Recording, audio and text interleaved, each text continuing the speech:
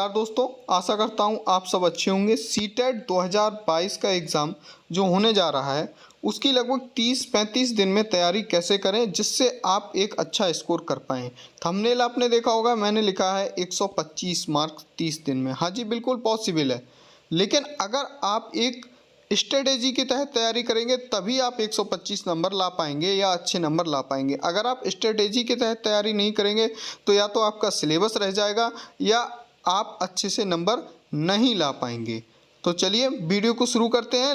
इस वीडियो में हमने जो इसका सिलेबस है सीटेट का कंप्लीट सिलेबस, प्लस कौन सी बुक पढ़ें, प्लस क्या स्ट्रेटेजी होनी चाहिए पढ़ने के लिए, प्लस प्रत्येक सब्जेक्ट की टॉपिक वाइज हमने एक प्रेफरेंस के आधार पर लिस्ट बनाई है। पिछले 10 वर्षों में जो प्रश्न पूछे गए हैं उनके आधार पर उस टॉपिक वाइज लिस्ट को आप नोट जरूर कर लीजिएगा, उसके आधार पर आप तैयारी कीजिएगा और आप कम समय में पढ़ेंगे फिर भी आप उन प्रेफरेंस टॉपिक के आधार पर अच्छे नंबर लेकर आ जाएंगे। तो चलिए वीडियो को शुरू करते हैं, लेकिन वीडियो को शुरू करने से पहले चैनल को सब्सक्राइब जरूर कर लीजिएगा और वीडियो को लाइक ज़रूर कर लीजिएगा। तो चलिए, सबसे पहली बात यही है कि हम कम समय में कि 30 दिन में सीटेट की तैयारी कैसे करें, कैसे पास करें। तो सबसे पहला प्रश्न उठता है कितने घंटे पढ़ें, कौन कौन से टॉपिक पढ़ें या बुक पढ़ें, कौन सी किताब पढ़ें या तमाम आजकल जो यूट्यूब पर नोट्स बिक रहे हैं या क्लासेस चल रही हैं उनको देखें कैसे करें, सॉल्व पेपर लगाएं या प्रैक्टिस सेट्स लगाएं। इन सभी प्रश्नों के जवाब विद सिलेबस आपको इसमें मिल जाएंगे। तो देखिए, पहले थोड़ी सी जनरल बात कर लेते हैं, सीटेट कैसे पास करें। आपको पता होगा CDP child psychology and development जो है उसमें 30 प्रश्न आते हैं, मैथ्स के भी 30 प्रश्न आते हैं, ईवीएस के 30 प्रश्न आते हैं। आपके लिए कोई भी 2 लैंग्वेज लेनी है, लोग अधिकतर इन 3 लैंग्वेजेस में ही लेते हैं। मैं हिंदी, इंग्लिश और संस्कृत की बात कर रहा हूँ। प्रत्येक से 30-30 क्वेश्चन आते हैं, ठीक है। ये पेपर जो होता है सीबीटी है, कंप्यूटर बेस्ड टेस्ट है और इसमें अब नेगेटिव मार्किंग नहीं होती है, नो नेगेटिव मार्किंग है, ठीक है। और 2.5 घंटे का है टेस्ट है ये, जिसमें 150 अंकों का टेस्ट है। और जर्नल के लिए पता होगा 90 नंबर और बाकी ओबीसी और एसटी के लिए 82 नंबर लाने होते हैं क्वालिफाइंग के लिए। ये मैं प्राइमरी की बात कर रहा हूँ, आप ये ध्यान रखिए, प्राइमरी लेवल की बात कर रहा हूँ, ठीक है। प्राइमरी लेवल, आपको एक आइडिया है इस सिलेबस का। चलिए देखते हैं 30 दिन में सीटेट कैसे पास करें। इसका प्रत्येक सब्जेक्ट से जो है 30 प्रश्न आते हैं, लेकिन प्रत्येक सब्जेक्ट में 2 तरीके से प्रश्न बटे होते हैं। एक तो फैक्ट या कंटेंट मान लीजिए जो क्वेश्चन का होता है उसके आधार पे होते हैं, और दूसरे जो प्रश्न होते हैं वो पेडागोजी के आधार पर 15 प्रश्न होते हैं। तो कुल मिला के 30 प्रश्न होते हैं, आप समझ गए होंगे। 30 कंटेंट के आधार पर, जैसे मैथ है तो 15 क्वेश्चन मैथ से संबंधित होंगे और 15 क्वेश्चन मैथ की पेडागोजी से। इसी तरीके से 15 क्वेश्चन हिंदी से तो 15 क्वेश्चन हिंदी की पेडागोजी से। सेम 15 क्वेश्चन इंग्लिश से तो 15 क्वेश्चन इंग्लिश की पेडागोजी से, ठीक है। इस तरीके से 15-15 क्वेश्चन का क्लासिफिकेशन कर रखा है इसमें। देखिए, अब हम कुछ टॉपिक्स की बात कर लेते हैं। इन टॉपिक्स को मैंने प्रेफरेंस के क्रम में लिया है, पिछले 10 वर्ष में जो सबसे ज़्यादा पूछे गए हैं उनके आधार पर, और सिलेबस में यही टॉपिक शामिल हैं। उनको भी मैंने रिफ्रेश करके एक तरीके से प्रेफरेंस बना रखा है। इसी सीक्वेंस के आधार पर आपको देखना है। देखिए, सबसे पहले जब आप सीडीपी पढ़ें तो ये 7 या 8 टॉपिक हैं। अगर प्रत्येक दिन आप ये मान के चलें कि 2 टॉपिक खत्म करें तो आप 4 से 5 दिन में सीडीपी पढ़ लेंगे, ये निश्चित तौर पर मैं दावा कर रहा हूँ, ठीक है। सबसे पहले आपको पढ़ना है, देखो, बाल विकास की अवस्थाएं एवं प्रभावित करने वाले कारक, बाल विकास के सिद्धांत। विशेषता इसमें हरलॉक और रॉस के अनुसार हम पढ़ते हैं बाल विकास की अवस्थाएं, उनको प्रभावित करने वाले कारक पढ़ना है आपको, इन्वायरमेंट, हेरिडिटी जो भी है, और बाल विकास के कुछ सिद्धांत पढ़ने हैं। संज्ञानात्मक विकास आपको जीन प्याजे इसमें विशेष रूप से पढ़ने हैं, बाकी आप देख लेंगे जो भी 2-1 है, मैं ज़्यादा इसमें डिटेल में नहीं जा रहा हूँ वरना वीडियो बहुत लंबा हो जाएगा। फिर बुद्धि पढ़ना है, ठीक, ये 3 नंबर पे आपको पढ़ना है। प्रेफरेंस ध्यान रखिए, पहला नंबर, दूसरा, तीसरा। चौथे नंबर पे आपको सामाजिक एवं सांस्कृतिक विकास पढ़ना है। 5वें नंबर पर इंक्लूसिव एजुकेशन, समावेशी शिक्षा। 6ठे नंबर पे अधिगम एवं अधिगम संबंधित समस्याएं, डिसलेक्सिया, डिसकैलकुलिया, डिस्ग्राफिया जो भी है। आरटी राइट टू एजुकेशन 2009 और मूल्यांकन की विधियां एवं सीसीई, ठीक है, सतत एवं व्यापक मूल्यांकन, ठीक है, ये भी टॉपिक आपको कंप्लीट करना है। आप प्रत्येक दिन, मैं फिर से कह रहा हूँ, 2 टॉपिक पढ़ेंगे तो आप 4 से 5 दिन में पूरी CDP इस आधार पर बिल्कुल पढ़ लेंगे, ठीक है। अब देखिए नेक्स्ट सब्जेक्ट है मैथ। मैथ में कई लोगों को समस्या हो सकती है, विशेषकर जो आर्ट या कॉमर्स स्ट्रीम से रहे हैं, जिन्होंने मैथ में बहुत ज़्यादा इंटरेस्ट नहीं लिया है, तो उनके लिए सबसे पहले जैसे संख्या पत्ती, आपको नंबर सिस्टम पढ़ना है। फिर जातीय व स्थानीय मान, लोकल एंड प्लेस वैल्यू, ये बहुत इंपॉर्टेंट है। दशमलव अंक वाली भी पढ़नी है आपको, प्लेस वैल्यू, ये ध्यान रखना, दशमलव वाली प्लेस वैल्यू बहुत पूछी जाती है। फिर इकाई और दहाई की संकल्पना, जो मैं अभी कह रहा था, और भिन्न एवं आरोह अवरोह क्रम, असेंडिंग डिसेंडिंग ऑर्डर, वो भी किसका, विशेषकर जो भिन्न है फ्रैक्शंस का असेंडिंग डिसेंडिंग ऑर्डर आपको विशेष रूप से पढ़ना है। और मासापा और लासापा यानी कि LCM और HCF की संकल्पना, इससे संबंधित बेसिक सवाल आते हैं। जोड़ घटाव गुणा भाग की संकल्पना एवं सरलीकरण, विशेषता इस तरीके के सवाल दशमलव में ज़्यादा आते हैं। भिन्न एवं दशमलव की संकल्पना, रुपए पैसे एवं समय की सामान्य समझ, क्षेत्र मिति और पाई चार्ट, ठीक है। इस तरीके, ये 10 टॉपिक हैं जो आपको पढ़ने ही हैं। इन्हीं प्रेफरेंस के आधार पर पढ़िएगा। अगर आप प्रत्येक टॉपिक पे एक दिन भी दें तो 8 से 10 दिन में सारे टॉपिक, अगर आप मैथ स्ट्रीम के नहीं भी हैं तब भी आप 10 दिन में सारे टॉपिक कंप्लीट कर लेंगे। नेक्स्ट सब्जेक्ट है देखिए इन्वायरमेंट। बिल्कुल पेपर का सीक्वेंस है ये, पेपर में भी ऐसा ही आएगा, 3 नंबर सब्जेक्ट इन्वायरमेंट ही आएगा। पहले पढ़ना है आपको पर्यावरण व इसके घटक, प्रदूषण व green house gases, NCF national curriculum framework 2005, RTE 2009, new education policy जो अभी आई है, उसको के कस्तूरी रंगन की अध्यक्षता में, उसको आपको पढ़ लेना है। फिर भारतीय कृषि, भारतीय राज्य एवं उनकी भौगोलिक स्थिति बहुत ज़्यादा इम्पोर्टेंट है। वायुमंडल एवं जैव मंडल, पर्यावरण अध्ययन का प्राथमिक स्तर पर क्या महत्व है, क्या उद्देश्य है, इसे पढ़ के जाना है। बस 7 टॉपिक लिए हैं मैंने, इन्हीं से हर साल सवाल आते हैं। नेक्स्ट देखिए सब्जेक्ट नंबर 4 इंग्लिश कंप्रेंशन। इसमें प्रोज एंड पोट्री। कंप्रेंशन आप 2-2, 3-3, 4-4 अपने जैसी आपकी क्षमता है उसके अनुसार लगा लीजिए। आपको कम आते हैं मैथ, मतलब इंग्लिश सॉरी कम आती है आपको, तो थोड़े से कंप्रेंशन या पैसेज ज़्यादा क्वेश्चन आंसर छांट के देख लीजिए, ठीक है। आपको आते हैं तो कोई दिक्कत नहीं है, आप 2-3 लगा के देख लीजिए। रीडिंग स्किल्स क्या है, ठीक है, इनके बारे में पढ़ लीजिए। Different approaches and methods of teaching English.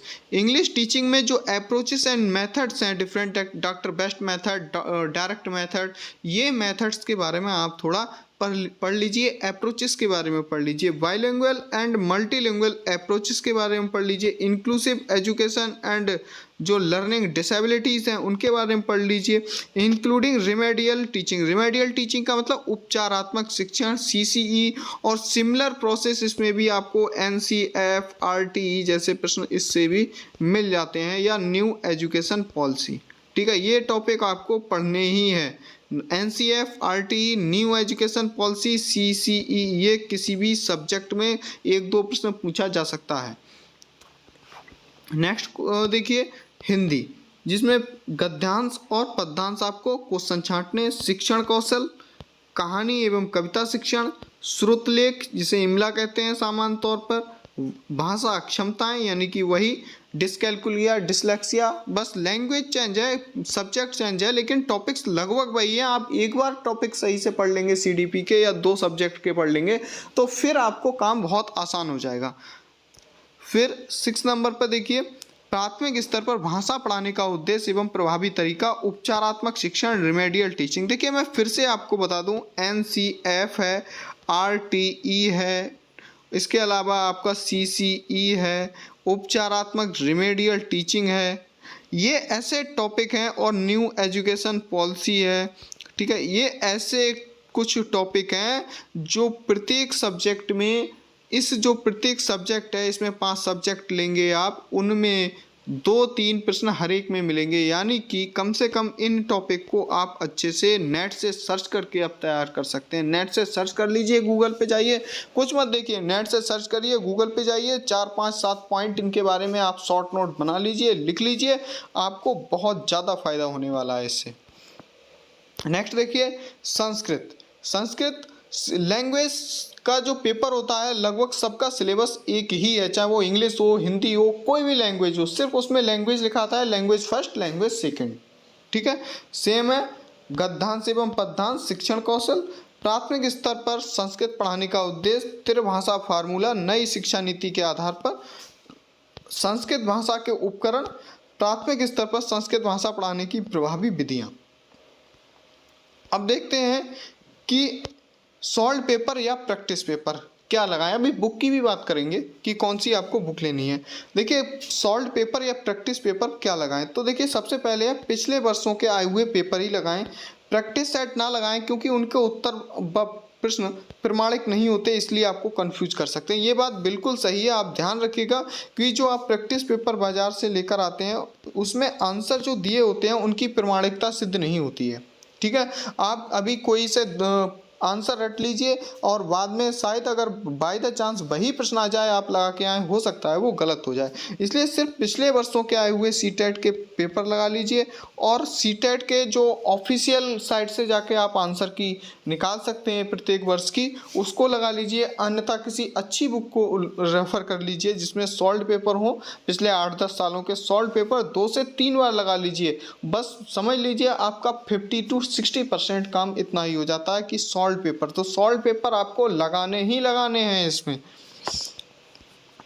Next देखिए बुक की बात है, कौन कौन सी किताबें पढ़ें। देखिए अगर आप खूब अच्छे तरीके से तैयारी करना चाहते हैं, आगे भी सीटेट करके सेंट्रल जो केवी स्कूल्स हैं वहाँ जाना चाहते हैं, केवी के स्कूल हैं वहाँ जाना चाहते हैं, या जो जवाहर नवोदय विद्यालय जैसी योजनाएं हैं वहाँ उसमें पढ़ाना चाहते हैं, तो निश्चित तौर पर आप कुछ बुक्स फॉलो ज़रूर कर लीजिएगा।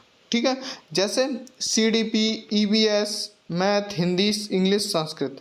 अगर आपको थोड़ा अच्छी डिटेल तैयारी करनी है और आपके पास समय है तो आप टाटा मैकग्रा-हिल पब्लिकेशन या पियर्सन पब्लिकेशंस की एक एक बुक ले लीजिएगा इन सब की। ठीक है, इसके अनुसार। और अगर आपके पास समय कम है, आप अच्छी तैयारी नहीं कर पा रहे हैं, आपके पास टाइम कम है, आप यूपी बेस में जाना चाहते हैं, किसी स्टेट टीचर में ज्वाइन करना चाहते हैं, तो आप यूथ जैसे सॉल्व पेपर ले लीजिए या बुक ले लीजिए, आपको बहुत फ़ायदा होगा। और एक बात ध्यान रखिए, यहाँ पर मैथ जैसी जो सब्जेक्ट है इसके लिए कोई RS अग्रवाल जैसी बुक हमेशा साथ रखिए, वो हमेशा आपके काम आएगी। आप किसी भी एग्ज़ाम की तैयारी कर रहे होंगे उसमें काम आएगी। आप हिंदी की कोई अच्छी सी आदित्य लुसेंट पब्लिकेशन की बुक ले लीजिए, हमेशा काम आएगी। एक CDP की अच्छी सी बुक ले लीजिए क्योंकि आप टीचर प्रोफेशन में हैं तो हमेशा काम आएगी। इतना आप ज़रूर ले लीजिए, आपके लिए हमेशा काम आएगी। EVS है या इसके लिए आप कोई भी जनरल नॉलेज की बुक ले सकते हैं, उससे आप अच्छी तैयारी कर सकते हैं। देखिए नेक्स्ट पॉइंट है कि कैसे पढ़ें, ये बहुत ज़रूरी है। कैसे पढ़ें, टाइम मैनेजमेंट बहुत ज़्यादा ज़रूरी होता है किसी एग्ज़ाम को क्रैक करने के लिए। सबसे पहले आपको मैं बता रहा हूँ 1.5 घंटा पढ़ना है, शिफ्ट फर्स्ट और शिफ्ट 2। तो शिफ्ट फर्स्ट में देखिए रीड एंड शॉर्ट नोट्स। आपको शॉर्ट नोट्स कैसे बनाने हैं, जैसे मैंने जिस आधार पे आपको प्रेफरेंस के आधार पर टॉपिक बताए, प्रत्येक टॉपिक को किसी बुक से या किसी नेट से आप सर्च करके शॉर्ट नोट्स बना सकते हैं। शॉर्ट नोट्स बनाने में आपको लाइफ में हमेशा फ़ायदा होगा, चाहे सुपर टेट जैसे एग्ज़ाम हो, केवी में स्पेशल एग्ज़ाम होते हैं अलग से वहाँ जाने के लिए, उसमें वो हमेशा फ़ायदा होगा। टॉपिक के अनुसार नेट की सहायता से या किसी बुक की सहायता से आप बना लीजिए, शॉर्ट नोट्स बना लीजिए। तो 1.5 घंटा उन शॉर्ट नोट्स को पढ़िए और उसको बनाइए, और कुछ 2 दिन फिक्स कर लीजिए, सैटरडे संडे 5 दिन बनाइए short notes, Monday to Friday 1.5 घंटा पर डे, और फिर सैटरडे संडे उनको 1.5 घंटा रिवाइज कर लीजिए। साथ में 1-1.5 घंटा आप 1 से 1.5 घंटा, बस बहुत ज़्यादा नहीं, 1 से 1.5 घंटा आप सॉल्व पेपर जरूर लगाएं। बस इतना करना है। सॉल्व पेपर लगाएंगे आपको पता चलता रहेगा डाइवर्सिटी कैसी है, क्वेश्चन किस तरीके के विविध प्रकार के आते हैं। आखिरी बात मैं बस इतना कहूँगा कि कुछ नोट्स हैं बहुत ज़्यादा कि उतनी ही बुक्स लें जितना आप पढ़ सकते हो, अन्यथा प्रीवियस ईयर्स के सॉल्व पेपर को सॉल्व करें। ये बात मैंने आपको पहले भी बताई है। कोई मानसिक तनाव ना लें, बेवजह की अफवाहों पर बिल्कुल ध्यान ना दें, ठीक है। बहुत ज़्यादा तनाव लेने की बिल्कुल आवश्यकता नहीं है। मैंने इसको बहुत इजीली क्वालिफाई किया था। मेरे साथ के सभी लोग जो इस प्रोफेशन में हैं, ऑलरेडी टीचर हैं, KVS में, सब में, तो निश्चित तौर पर बहुत इजीली क्वालिफाई हो जाता है। बिल्कुल हाइपर टेंशन होने की, बिल्कुल तनाव लेने की बिल्कुल ज़रूरत नहीं है। अपने आप को कॉन्फिडेंट लाएं, अपने आप में कॉन्फिडेंस लाएं और निश्चित तौर पर आप सफल हो जाएंगे 100%। आपको बहुत ज़्यादा तनाव लेने की ज़रूरत नहीं है। बस 2-3 घंटे पढ़ते रहिए। और जो लोग आर्ट्स के हैं, कॉमर्स के हैं, वो विशेषता थोड़ा मैथ पे विशेष ध्यान दें। मैथ पे अगर आप फोकस करेंगे तो आपके नंबर ज़्यादा आएंगे, अच्छे आएंगे। आशा करता हूँ आपको वीडियो अच्छा लगा होगा। एक बार फिर से आपसे रिक्वेस्ट है कि अगर आपको वीडियो अच्छा लगा हो तो प्लीज़ चैनल को सब्सक्राइब जरूर करें। हमें भी मोटिवेशन मिलता है वीडियो बनाने के लिए। वीडियो को लाइक करें, अपने दोस्तों में शेयर करें। मिलते हैं आपसे नेक्स्ट वीडियो में, तब तक के लिए जय हिंद, वंदे मातरम।